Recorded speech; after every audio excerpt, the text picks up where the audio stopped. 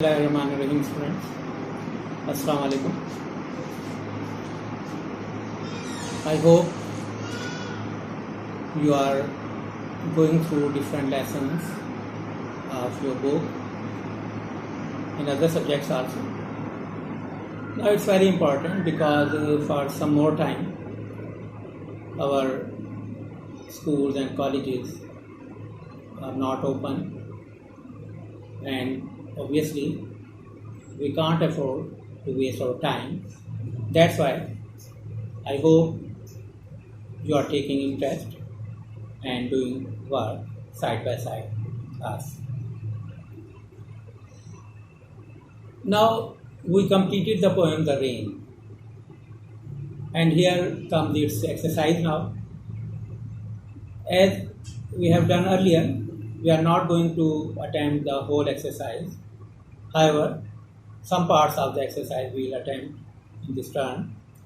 So first of all, they have asked you to give the antonyms of these words. There are 7 words and you are to give antonyms of these words. Antonym, as you know, are the words having opposite meaning. Opposite meaning. So these are simple words. Rich, the meaning of which you know is wealthy, so its opposite is poor. Top, its opposite is bottom. Near, opposite is far. Light, its antonym is dark. Bright, its antonym is dim. Noise, its antonym is silence. And lovely, its antonym is ugly. So these are the antonyms of these simple words. Then they are telling you the difference between denotation and connotation. Denotation is basically the literal meaning or dictionary meaning of a word. The actual meaning of a word as given in a dictionary is called denotation. What that word stands for actually, that is denotation. As against denotation, there is connotation. Connotation is the related meaning, and related emotionally or contextually or culturally. They have used these 3 terms here, that a word may have connotation based on our individual and personal emotions, or within the piece of writing, within the context, within whatever has been described earlier and after that word. And cultural, our society, our culture also defines the meaning of certain words. So these meanings are attached to a word, shades and degrees of meaning.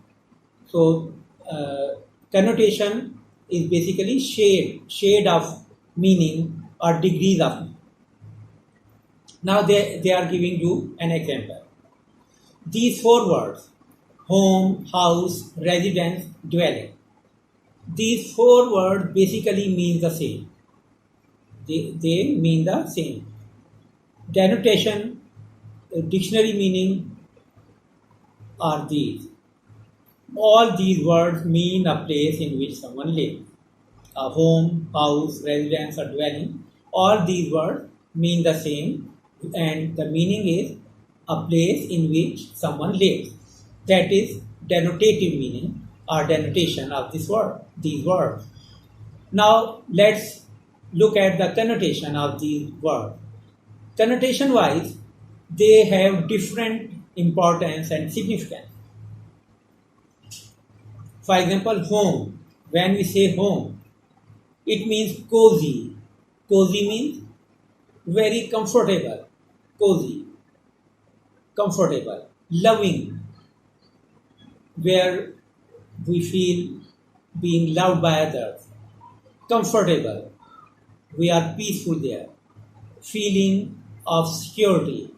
And when we are home, we are secure. We feel ourselves safe. So when we use home, we have these ideas, these feelings in mind. Whereas house, when we use the word house, it is the name of the actual building. The building in which we live or someone lives is called a house. Residence is also the building, and when we use residence, it has cold meaning. It doesn't have any emotional meaning. We are not emotionally attached to a place that is called residence. It has no feeling. Dwelling is a primitive or basic word that is used for a place where one lives. Dwelling is primitive, old style, related to the past.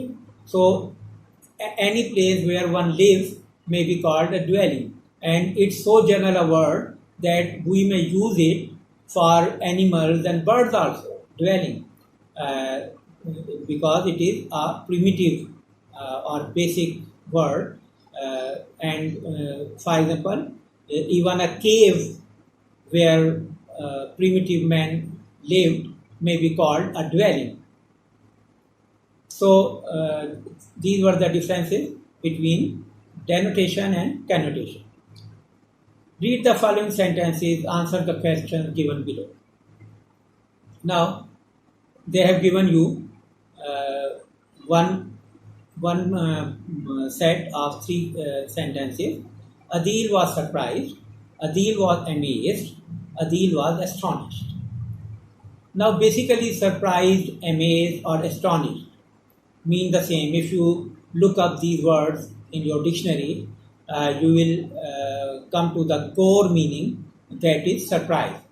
So, all the three words mean surprise. But connotation wise, there is obviously difference. What is the general meaning of each of the three sentences about Adil? Now, first thing is that they want you to determine the general meaning of these three words. Do the words surprised, amazed, and astonished have approximately the same denotation? Now they want to know whether you find these three words having the same denotation. Yes, denotation wise, they are the same, approximately, about, not exactly. Actually, it's very rare that two words have exactly the same denotation. There is a slight difference between meaning, but approximately they have the same meaning. However, uh, then connotation wise, they have different meaning. Surprise is a general term, a common term that is used in such situations. Amazed. When we are amazed, we may be amazed by some good or bad happening, some beautiful or ugly object. Amazed. Astonished. Astonished has a deeper meaning. A very surprising situation, a deeply surprising situation may make us astonished. And astonished also take with it some connotation of fear. When we are astonished, there is fear and awe mixed up in our feeling of surprise. So that's the connotative difference between these three words. Use dictionary to find what additional meanings are suggested by astonish. So they ask you to use a dictionary to see what astonished actually means. Would a person be surprised or astonished at seeing a ghost? Now, a ghost is a supernatural being, a spirit. Now, when we see a ghost, we are astonished because we feel afraid also. We are not simply surprised. Any unusual thing may surprise us. But seeing a ghost is not only unusual, but it has a touch of fear also. So that's why we will feel astonished at seeing a ghost. Then they ask you which connotation is more positive. Our trip to the Khewra mines was fine or wonderful. If we say fine, it's a general term. Wonderful is more positive. It is more powerful. Wonderful. Our trip to the Khewra mine was wonderful. Dash people rode on the roller coaster. Brave or foolhardy. Brave or foolhardy. Now here in this situation, as they have asked us to point out the positive connotation, so positive connotation comes with brave here, not foolhardy. We use this term foolhardy for those brave people who are ready to take any risk. Now the word fool give it a negative connotation when we are not when we don't see eye to eye with these person, when we don't agree with these person, we may call them foolhardy. But as they have asked us to be positive, so we choose brave here. We saw dash animals in the zoo. Fascinating or weird? Weird are surprising, astonishing.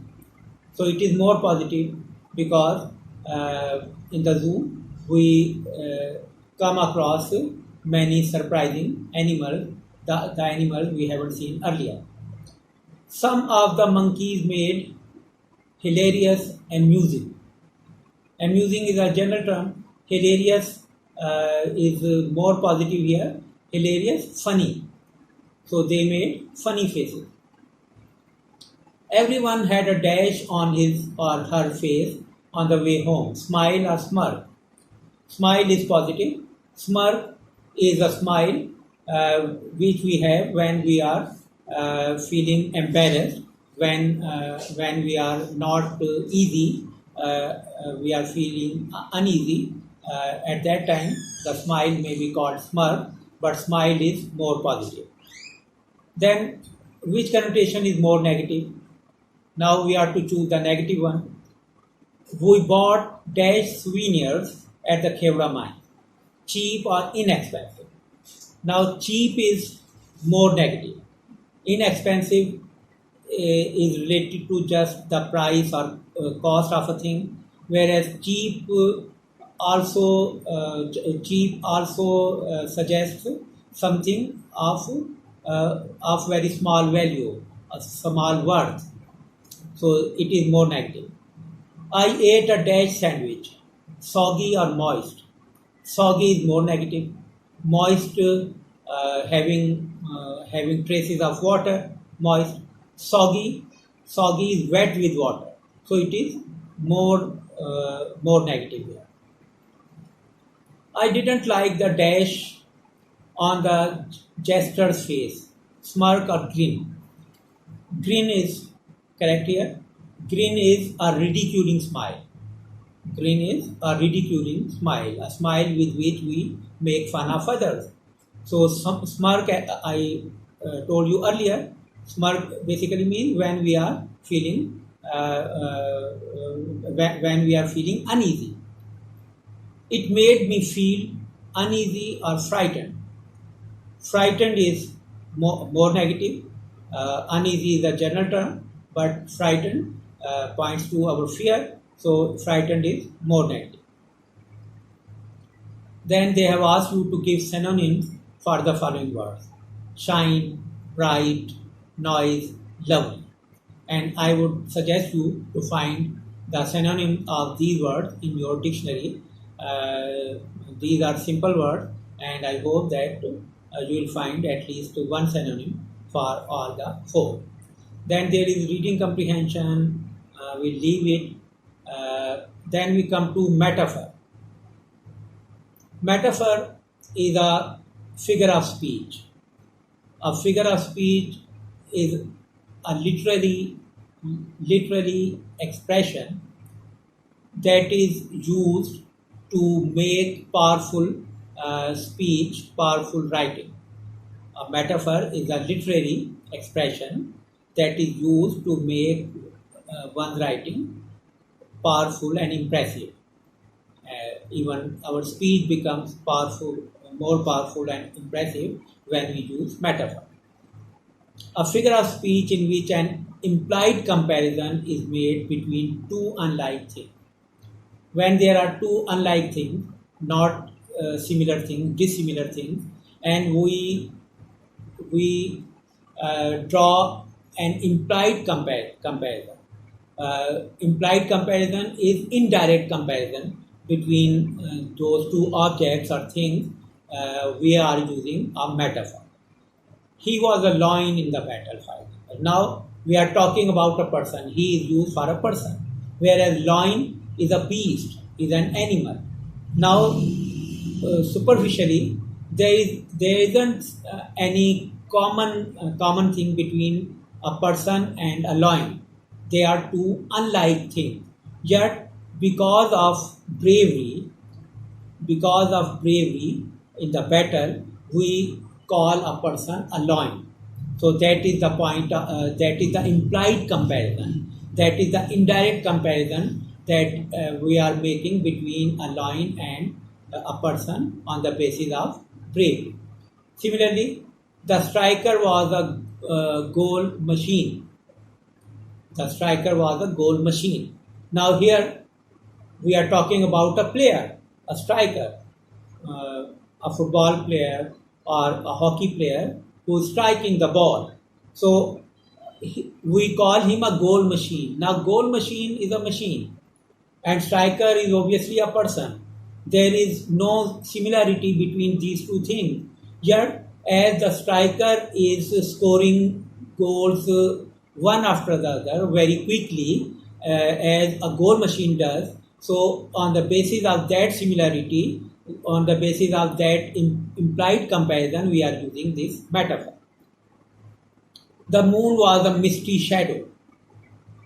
Now we are talking about the moon on the one hand and misty shadow with haze, with mist, with fog on the other hand. Now as the two things are different, but the point of similarity is that the moon is also not very clear because perhaps it is behind the patch of clouds. Only a shadow of it is visible. So on the basis of that, we call it that the moon was a misty shadow. Then they have used metaphors in these sentences and they want you to explain the meaning of the metaphor as is used in the sentence. So Junaid is an ox. Now Junaid is a person and ox is an animal. Metaphor is an ox means Junaid is deaf, Junaid is weak, Junaid is strong. So why do we call Junaid an ox? Obviously, the first two options are incorrect. The third one is correct. We compare Junaid with ox on the basis of his power, his strength. Walid is a real couch potato.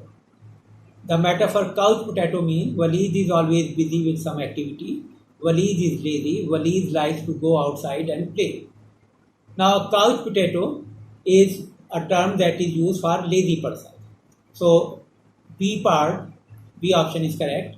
The other two are wrong because they show that he is quite active, whereas the writer wants us to take a negative impression of Walid because he is quite lazy, like a couch potato. Shahid is a volcano after hearing his brother borrowed his car. Now Shahid is compared with a volcano. Now this metaphor, Shahid is a volcano, means Shahid is angry. Shahid lives in Japan. Shahid has a triangle head. So you can quite easily understand that we are talking about his anger, because his brother borrowed his car and he has become angry at this. So other two options are wrong. Lubna is the apple of her father's eye. Now this metaphor, and it's an idiom also, apple of one's eye. So Lubna is the apple. This metaphor means Lubna is loved by her father. Lubna's father is mad at her. Lubna has an apple tree in her yard. So the first option is correct. Lubna is the apple of her father's eye, means that Lubna's father loved him very deeply. Maria was feeling blue after her cat was hit by a car. So feeling blue is a metaphor. Maria didn't like cars. Maria was sad. Maria wore blue frock. So feeling blue basically means to feel sad, to feel sorrowful. So feeling blue means sad. So other two options are wrong. Faraz is a giant in his class, towering a foot over his classmates. So Faraz is now compared with a giant. It is a metaphor. So what does it mean? Faraz is short. Faraz is from a fairy tale. Faraz is tall. So here it means Faraz is tall. Short is quite opposite, and Faraz is from a fairy tale is irrelevant here. So he is like a giant. He is very tall. Then, okay, students, we stop here for today. We have completed this part of your exercise. Some other parts of the exercise will be completed in our next lecture. Thank you very much.